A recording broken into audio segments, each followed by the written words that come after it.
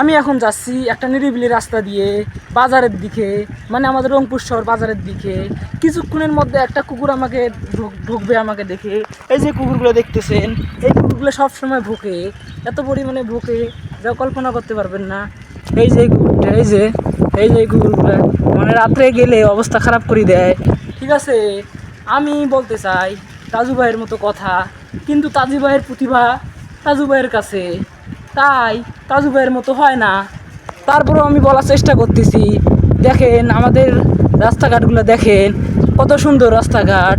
এই যে কুকুরটা দেখতেছেন, এই কুকুরটা রাত্রে গেলে যে পরিমাণে ভোগে, যা আমি আপনাদেরকে বুঝাতে পারবো না, কীভাবে বুঝাবো। দেখেন গ্রামীণ পরিবেশ কতটা সুন্দর, কতটা ওয়াও, জাস্ট ফ্যান্টাস্টিক। এই যে সামনে কিছু পরিমাণে গরু আছে, গরুগুলাকে আপনাদেরকে দেখাবো, আপনারা বলবেন কেমন লাগলো গরুগুলা। এই যে ফাঁকা মাঠ, এই যে গরু, এই যে ফাঁকা মাঠ, এই যে গরু, এই যে ফাঁকা মাঠ।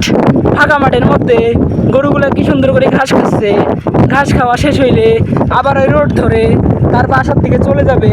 ওই জায়গাটার নাম হচ্ছে ভাটিয়াটেরি সরকারি প্রাথমিক বিদ্যালয়। এই রোডে আমি আপনাদেরকে আরও বলতে চাই, আপনারা আমাকে সাপোর্ট করবেন।